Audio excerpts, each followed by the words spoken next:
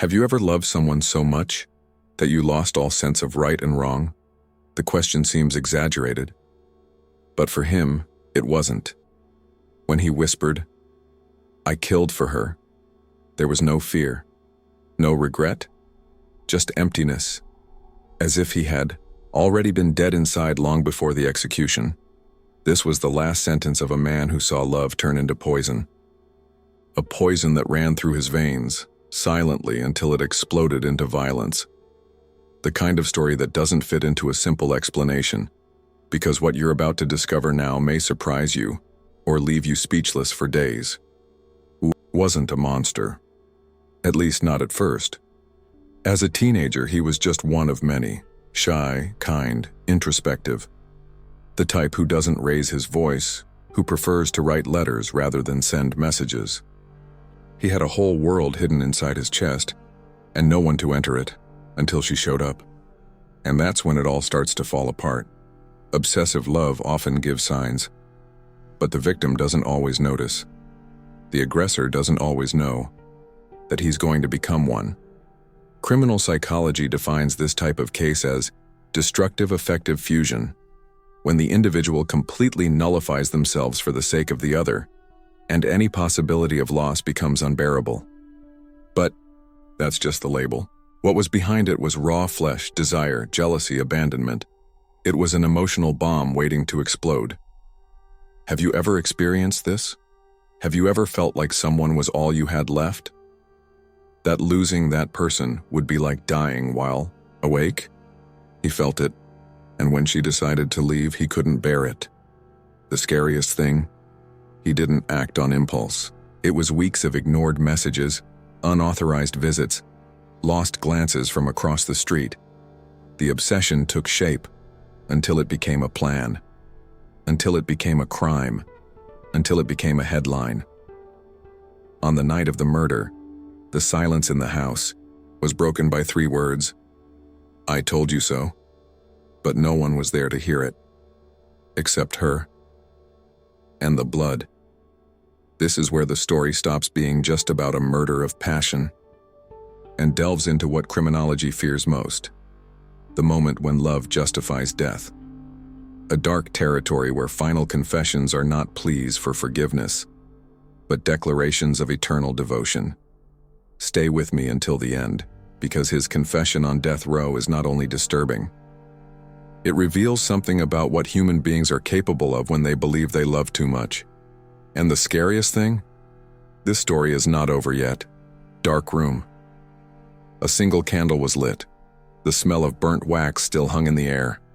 The walls, painted a pale, dirty tone, seemed to absorb the heavy silence of that night. On the floor, her body, motionless, fragile, undone. And next to her, him, on his knees. His eyes fixed on her as if he was still waiting for her to open her eyes, smile, tell him that it was all just a nightmare. But it wasn't. He whispered her name. Once, twice, 3 times. His voice was choked, but without tears, because his mind had long since crossed the line between reality and obsession. In his mind, she was still theirs, even when she was dead. Especially when she was dead. The scene looked like a ritual, but there was nothing spiritual about it. It was raw, real, violent. The marks on the wall, the blood on the carpet, the shards of the broken mirror, it all told a story without words. A story of rupture, possession, and absolute loss of control. In the center of the room, between the flickering candlelight and the shadow of the drawn curtains, was the essence of the breakdown, that exact moment when love turns into punishment. When "she's mine" stops being a romantic promise and becomes a death sentence. Behind the scenes in his mind, the script was already written. And it wasn't an outburst. It wasn't a blind fit of rage. Forensic psychologists who analyzed the case said it was premeditated, calculated, cold-blooded, but with an emotional charge that made it all the more dangerous. The kind of combination that criminal psychology describes as a rationalized emotional outburst, when the perpetrator believes that the extreme act is, in fact, the only coherent way out within his emotional logic. She tried to leave. She wanted to break away. She was afraid. And when fear begins to creep into a relationship, it is because control has already been lost. But those on the inside do not always see the signs. The cycle of emotional abuse gradually undermines the notion of freedom. And when the victim decides to react, sometimes it is too late. In the forensic report, the details are disturbing. Not only because of the crime itself, but because of the little things. The wedding ring still on her finger.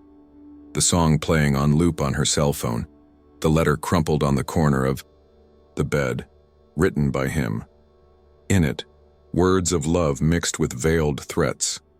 A desperate plea for her not to leave him alone with his own demons. But she let him, because she needed to live, because breathing had become an effort. And him? He thought that if he wasn't with her, he wouldn't be with anyone else. That was the night he decided that if she couldn't be his in life, she would be his in death. The confession came hours later, with the blood still dried on his hands. He didn't run away. He didn't hide. He was found in the same place, lying next to the body, smiling.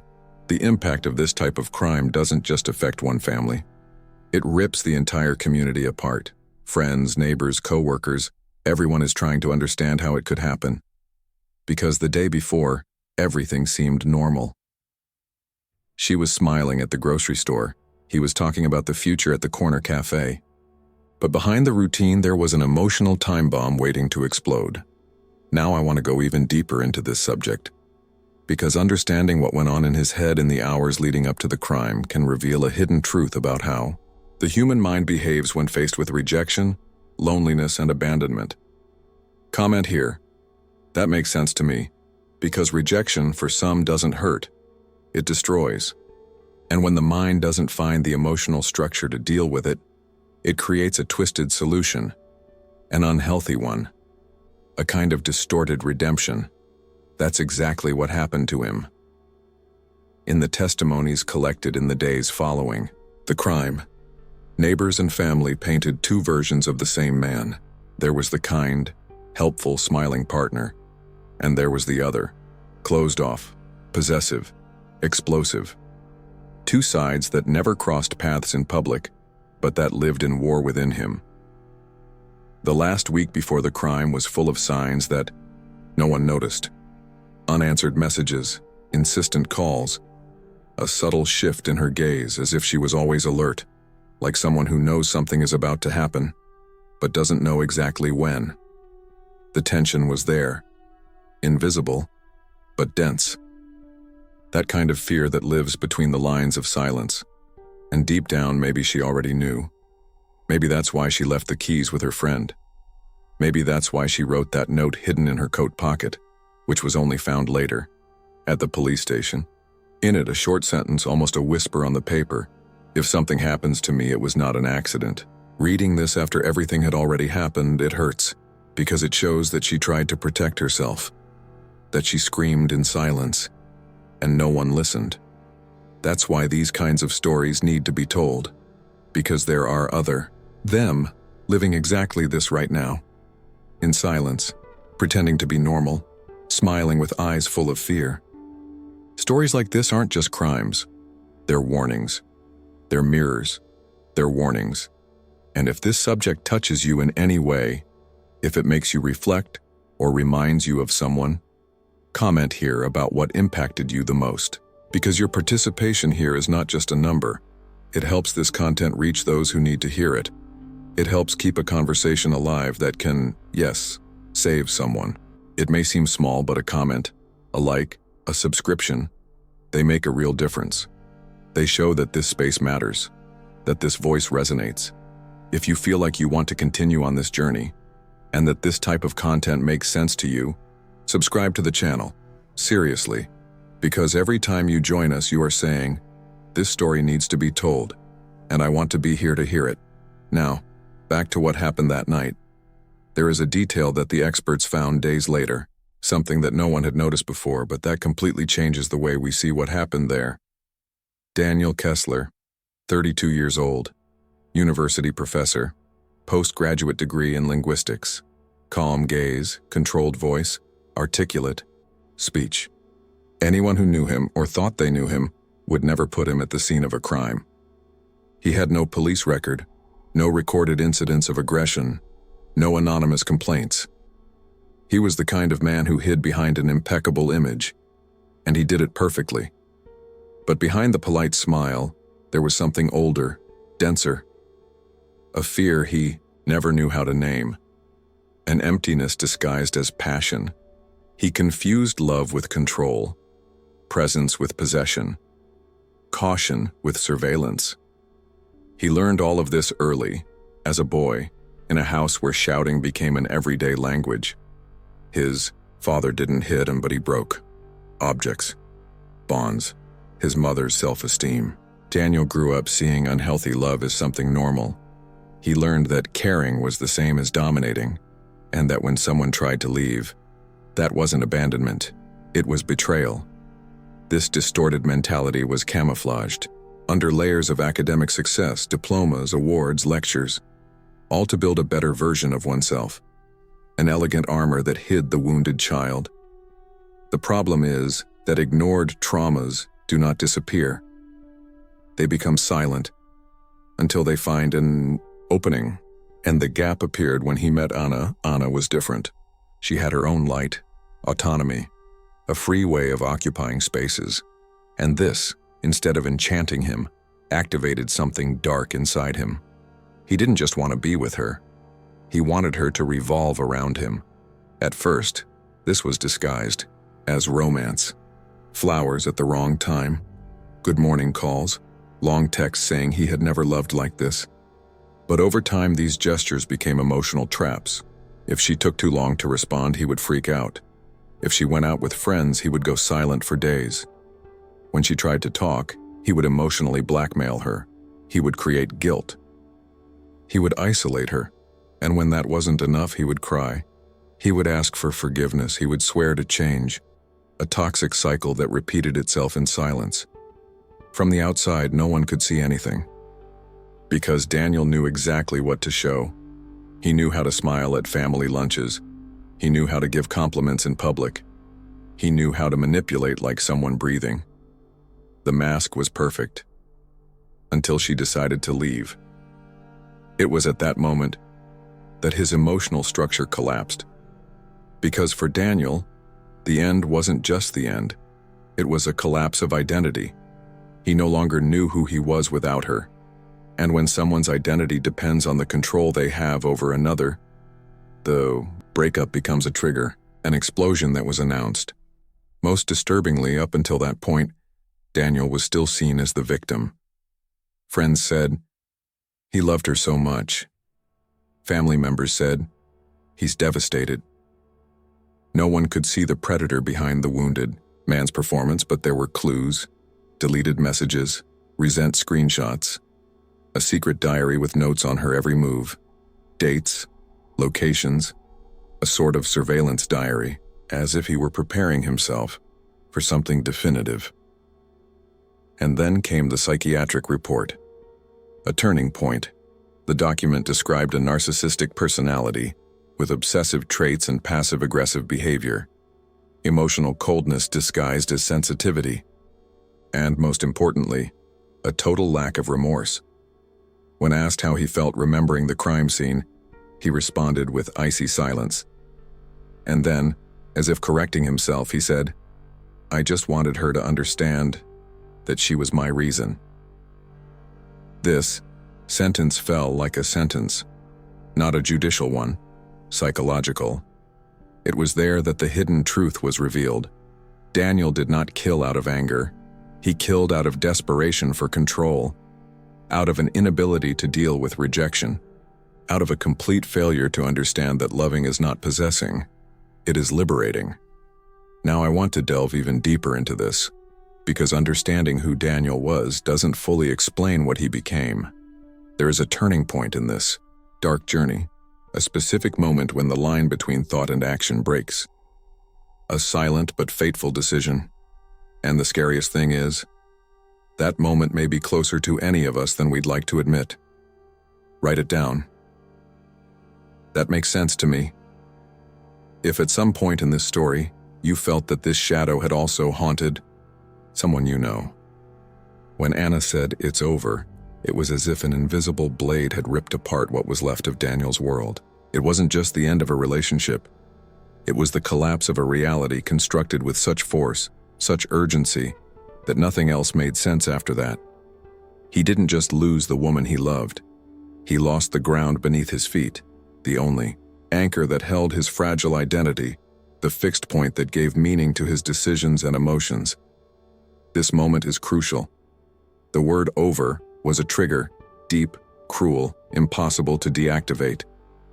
The feeling of abandonment, that poorly healed wound he had carried since childhood, opened like an exposed, throbbing wound, a pain that transcends simple sadness.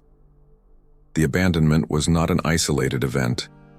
It was a repetition, an echo of ancient times, a return to the void that his father silently planted in his soul. The impact of this reverberated in every thought Daniel had from then on. His mind, already marked by a complex web of distorted beliefs, began to spiral into despair and possession. Passion became a prison, her freedom a threat, love an obsession that consumed everything around it.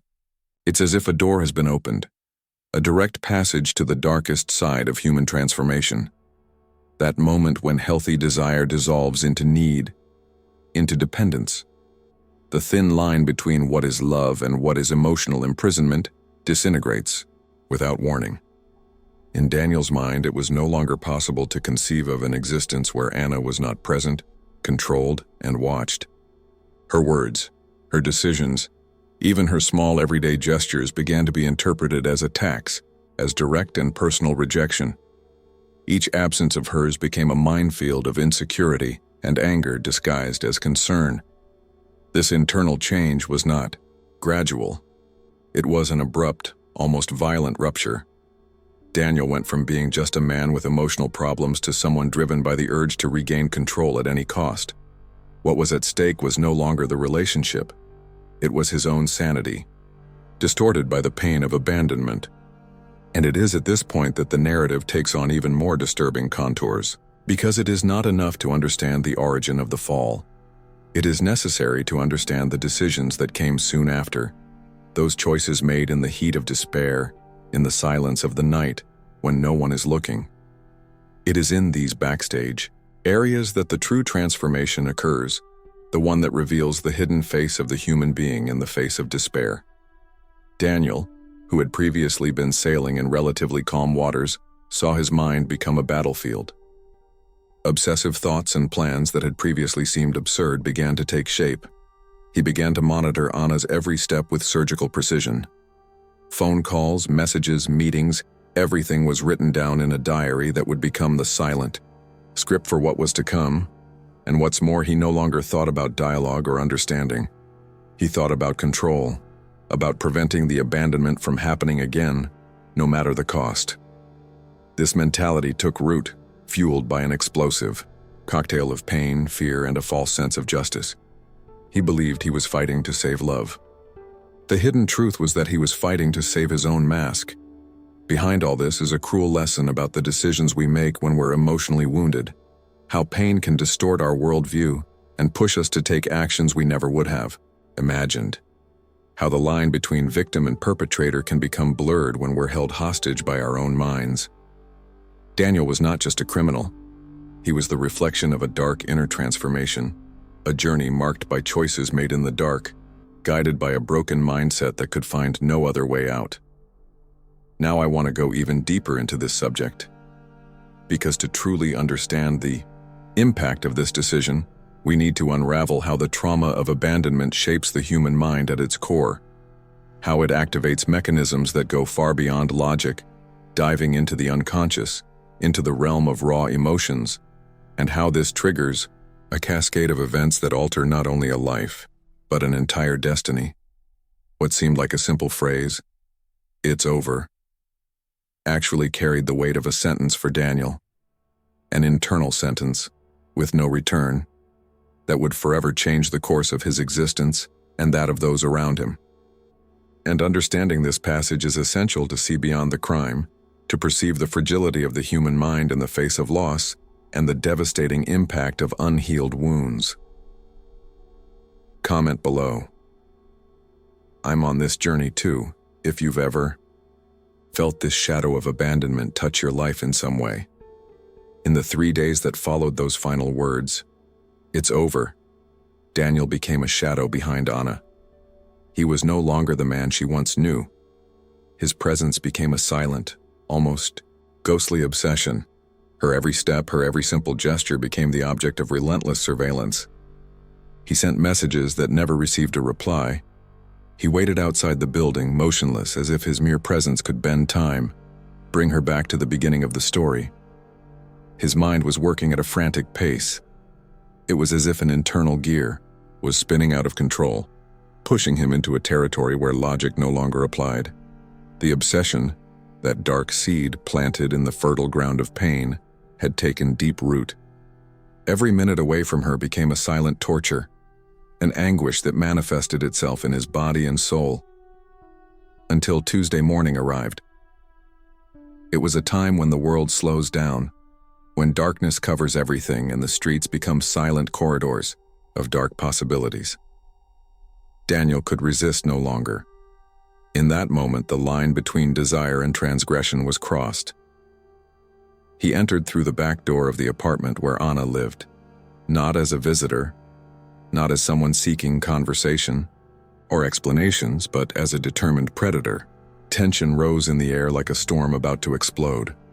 Anna, perhaps sensing the imminent danger, was on the verge of realizing that obsession, which began as a desperate love, had turned into a hunt with no return.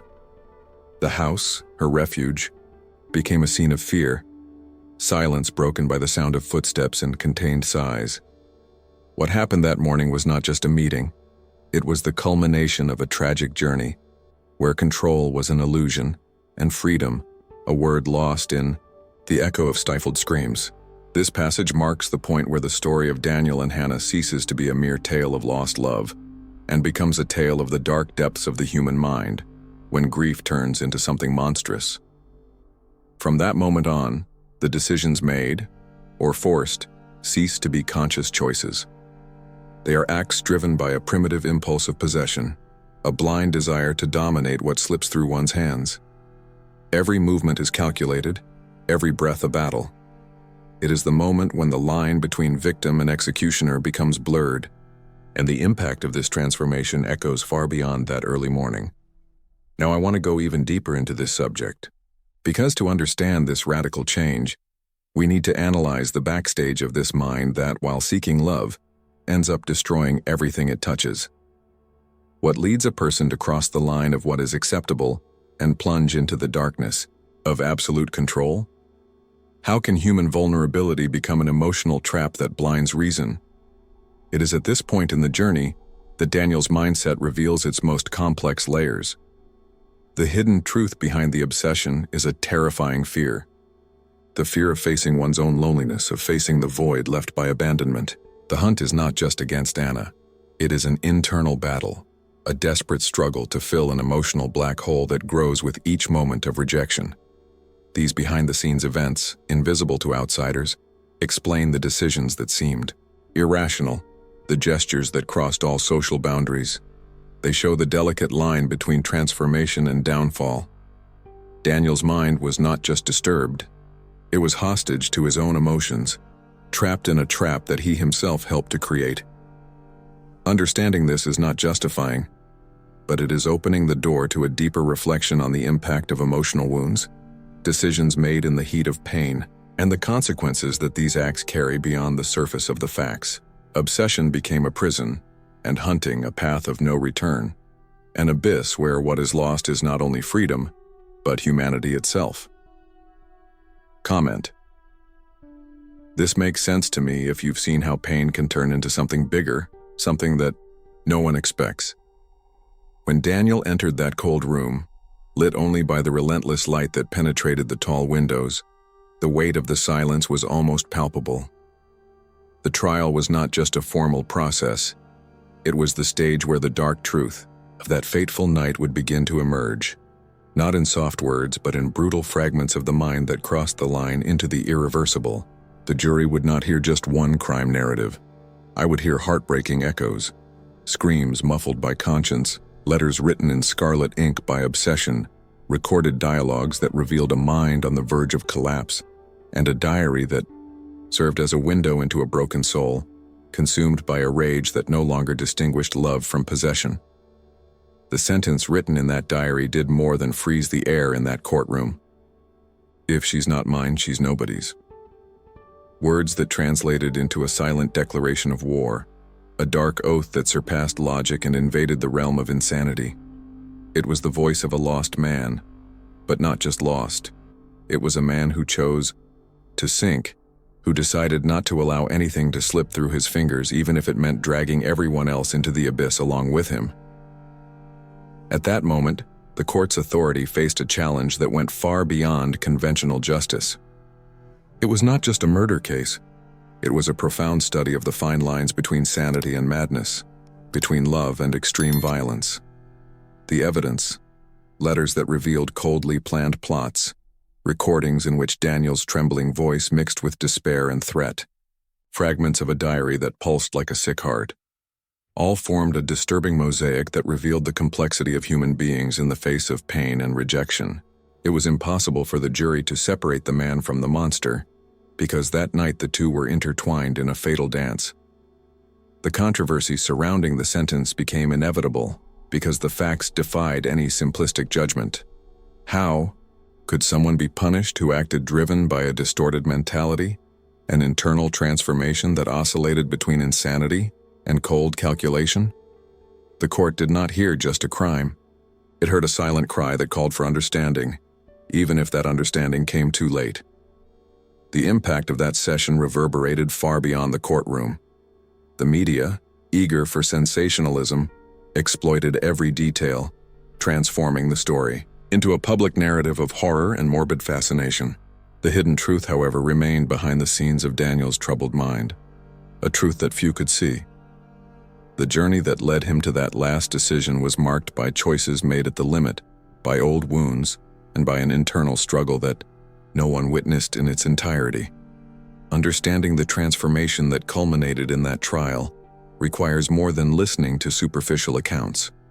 It is necessary to delve into the backstage of that mind, to analyze the impact of the decisions that accumulated like layers of ice over a fire that never went out. The story is not about a simple act of violence, but about a trajectory marked by invisible pain, by secrets that slowly corrode, and by an incessant fight against one's own shadow. Now I want to go even deeper into this subject, because only then can we understand the true dimension of this final confession, the crossroads where humanity is lost and the abyss is revealed. The psychological complexity that the trial exposed is an invitation to reflect on the nuances of the human mind, the choices that shape destinies, and the invisible impacts we carry, often without realizing it. Write down, I'm on this journey, too. If, like me, you feel that behind every decision there is a universe of emotions and mysteries that deserve to be unraveled. The silence of the prison was not empty. It was a muffled scream that echoed off the cold walls of the cell where Daniel isolated himself from the world. There, among shadows and chains, he found no peace. He found only a space to prolong his torment. It was not the silence of resignation. It was the silence of the obsession that refused to die, of the emotional pain that transformed into desperate words, into letters that never reached the hands he so wanted to touch. Handwritten letters with ink smudged by tears that no one saw, messages that revealed a heart consumed by emptiness and the impossibility of letting go of that which destroyed it. In one of these letters, he wrote something that transcends time and reason. You are still my home, even if I am in hell. This sentence carries such a profound weight that it resonates like an eternal sentence, a confession that surpasses all logic. It was not just longing. It was a mental distortion, a toxic fusion between love and suffering that refused to die, even after her death. The prison with its bars and walls could not imprison that devastated mind. The physical prison was smaller compared to the inner prison that he himself chose to inhabit. A labyrinth with no exit where each written word was a desperate attempt to connect with the past, with a place that no longer existed.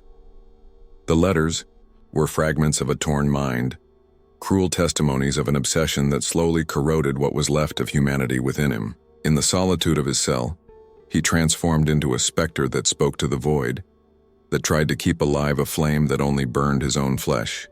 The impact of that silence was as intense as any scream. It was the deep pain of loss that finds no rest, the struggle of someone who chose unconsciously to drown in his own demons. What is most striking is that even in isolation, his mindset did not change. The transformation that had brought him to that breaking point remained active, latent, like a wound that refused to heal. The obsession was not temporary. It was a vicious cycle, an incessant repetition of memories, of distorted emotions, that fed an internal monster as real as the bars that surrounded him. Each letter, each sentence was a glimpse behind the scenes of a mind in collapse, where the line between reality and fantasy became increasingly blurred. This journey into prison is a revelation that few can understand. It is not just physical isolation, but a profound psychological transformation, a decision to remain imprisoned not only for the crime committed, but for his own internal torment. The letters were not just words, they were cries for something he knew he had lost forever, not just his wife, but the very essence of himself. The hidden truth behind these messages is that the impact of loss can completely distort the perception of what is real and what is imagined, leaving a man to inhabit his own private hell. Now I want to go even deeper into this subject, because understanding what he was saying when no one was listening reveals the darkest layers of the human soul. It is a raw exposure of vulnerability mixed with the brutality of a mind that has lost itself in its own labyrinth. Through these letters, we begin to decipher the real decisions he made, decisions that kept him not only from freedom, but from any possibility of redemption. The prison, then, ceases to be just a physical space and becomes a setting where an invisible battle unfolds, a confrontation between what remains of humanity and the ghosts that it itself fed. Daniel's journey inside is not about penance, but about the impact of the obsession that led him to mental and emotional collapse. The silence of prison is, paradoxically, the stage where his story continues to unfold, where the revelations he tries to express in the shadows gain voice for those willing to listen. Comment. This makes sense to me, if you feel that. Even in the deepest silence, there are stories that scream louder than any spoken word. In the oppressive silence of the night before the end, time seemed to dissolve into a vortex where past, present, and future were confused. The clock read 11:41 p.m. on March 3, 2017, when footsteps began to echo down death row. Slow, heavy, inevitable footsteps. Each sound reverberated like a harbinger, a countdown to the moment when life and death would meet face to face, in an instant so dark it seemed to rip all remaining hope from the air. He did not cry. He did not tremble. There was no trace of fear, only an uneasy calm, a silence that weighed more heavily than the chains that bound his body. His mind was immersed in an almost ritualistic repetition, a silent obsession that took shape in the sound of her name, pronounced with the same force as an ancient prayer, a mantra capable of crossing the very threshold of the end.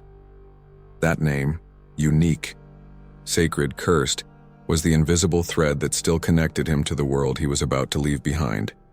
This repetition, almost hypnotic, was not just a memory.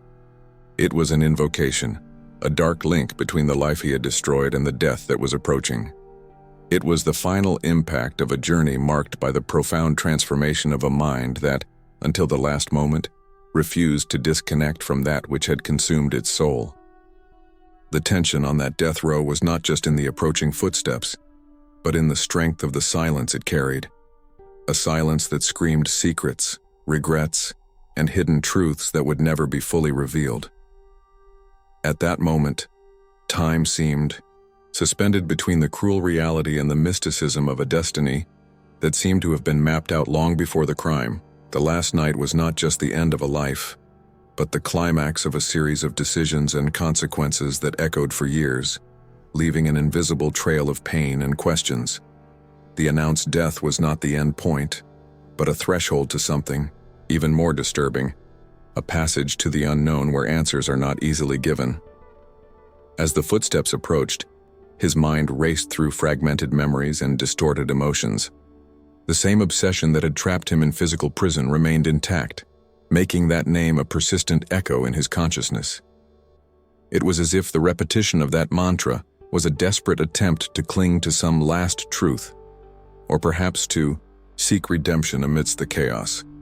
Each syllable carried an almost mystical weight, a silent call that seemed to defy fate itself. Now I want to delve even deeper into this subject, because understanding what goes on in someone's mind at this crucial moment reveals much more than a simple final act. It reveals the complex layers of human transformation, the impact of irreversible choices, and the internal struggle between what has been done and what can never be undone. It is behind the scenes of this moment that we find the most disturbing revelations, the ones that challenge our understanding of guilt, forgiveness, and justice. The sound of footsteps on death row is not just a physical noise. It's the soundtrack to a journey that involves much more than meets the eye. It is the tangible manifestation of a mentality that, even facing the end, is still trapped in the labyrinth of its own decisions and secrets. That last night is a crucial chapter, where hidden truth mixes with the mysticism of destiny and the unbearable weight of conscience. Comment: I'm on this journey too. If you feel that, even in the silence and darkness, there are still stories that continue to echo, searching for answers between the real and the impossible. Before the cold needle touched his skin, his eyes fixed on the glass of the execution room. There, amidst the haze of the last moments and the immobility of fate, he broke the silence that surrounded him with a phrase charged with such dense cruelty that it froze the air. I killed for her, and I would do it again. The sound of these words was not just a confession, but a sentence without appeal. There was no regret, there was no doubt, just a raw, naked, unbearably heavy truth. A moral impact that hurts more than any knife or bullet, because he didn't kill to save himself. He didn't kill for money, nor out of passing madness. He killed for love. Or at least for what he called love. This twisted love, this silent pact.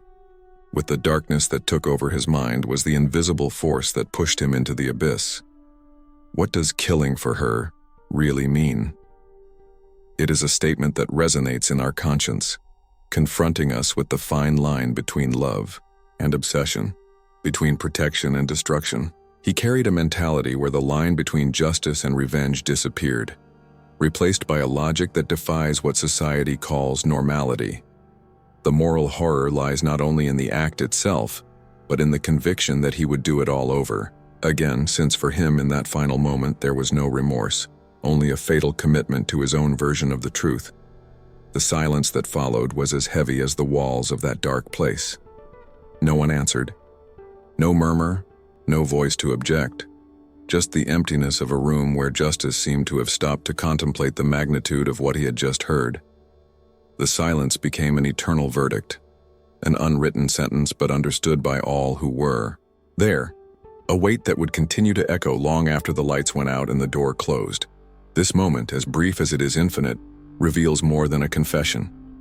It reveals the complexity of the human soul, the internal struggle that goes beyond crime and punishment. It is the hidden truth that many avoid facing, that within the human being there can reside a force capable of taking things to the extreme in the name of a feeling that, distorted, becomes the very engine of destruction. This final confession forces us to look beyond the obvious, to the deepest layers of psychology, the mental transformation that precedes the act, and the impact that these decisions leave, not only on the victim, but also on the perpetrator. Now, I want to delve even deeper into this subject, because this last statement is not an endpoint but a door that opens to understanding the backstage of the mind that reaches the extreme. It is necessary to delve into the silent revelations that surround not only the crime, but what happens afterwards. The internal conflict, the weight of choices, and the emotional journey that accompanies those who know they are condemned. Behind every word spoken there are decades of decisions, traumas, and distortions that shaped this fatalistic mindset. The impact of this confession goes beyond the public trial. It reveals a disturbing reality, that a human being can be consumed by an idea so strong that he remains firm in his conviction until the very end. This forces us to reflect on what leads someone to cross that line and not come back. It is a truth that defies understanding, that deconstructs what we think we know about the limit between right and wrong, between love and hate. Right there. I'm on this journey too. If you feel that behind every story there are deep layers that deserve to be explored, even when silence seems to be the last chapter. The body disappeared, taken into silence, erased from physical existence. But the words he whispered before the end continue to reverberate in the darkness, like a shadow that does not want to dissipate. They are trapped between the twisted love that moved him and the condemnation that destroyed him. A dark echo that defies logic, that insists on remaining between what was and what can never be erased. Because there, on that threshold between life and death, there is something more frightening than the crime itself. The pain of a broken heart that never found redemption. Death was just the final chapter in a story that never had a true closure. The silence that followed is too heavy to be just absence. It bears the marks of an unresolved internal conflict, of a transformation that was never completed. What remains, then, is not the body, but the hidden truth that no one dared to face. What remains is the brutal impact that these decisions left on the world left behind, on the minds of those who witnessed it, and even on the shadow of the killer himself. This is the real journey that unfolds when the lights go out. It is the dark backstage of human emotions, where the deepest revelations reside. What comes after death? It is not absolute silence, it's a minefield of memories, regrets, anger, love, and obsession. A terrain where the mentality that led to crime still breathes, where the expected transformation never happens, and where the line between victim and perpetrator becomes blurred and distorted. He who killed for love, who would repeat the act without hesitation, left more than a trail of blood. He left a question that no one knows how to answer, a shadow that follows every step taken afterwards. What remains is an incomplete truth, a mystery that defies time and reason, a broken heart that cannot be healed, a condemnation that does not end with the end of life. Because sometimes the greatest danger is not the killer, but the pain he carried and that now spreads invisibly, contaminating everything around. Now I want to go even deeper into this subject, because understanding this connection between love and destruction, between life and death, requires us to delve into the most subtle layers of the human psyche. The transformation that occurs in these final moments is not just physical, it is mental, emotional, and spiritual. It is a silent battle that defines who we really are when all seems lost. The decisions made in these final moments reveal not only the criminal, but the complexity of the human journey, its flaws, its fears, its hidden truths. Revelations that only emerge when one is about to cross the threshold. This impact transcends crime and punishment. It exposes the fragility of the emotions that shape us, the destructive power that a broken heart can exert, and the weight of decisions that cannot be undone. It is an invitation to reflect on what makes us human, on the shadows we carry within us, and on what it really means to pay a price that goes far beyond prison or a death sentence. Write down, "This makes sense to me." If you feel that, behind every confession there is a bigger story, an echo that resonates long after the last breath. If you've come this far, it's because you're looking for more than superficial stories. You want to understand the hidden layers, the raw emotions that shape every decision, every final act. It's this connection, this search for meaning, that makes all the difference. And it's exactly this type of content that we'll continue to bring here, always with depth and respect for human complexity. If this journey made sense to you, leave a comment saying, "I'm with you until the end." It will be good to know that I'm not just talking to the void, but to someone who is really on this journey with me. And if this conversation touched you, a like here shows that this exchange is worth it, that the weight of these words found an echo on the other side of the screen. There is a video here that complements this subject, which delves even deeper, into the hidden truths surrounding these decisive moments. Click and continue with me there. The truth is that this story does not end. It transforms.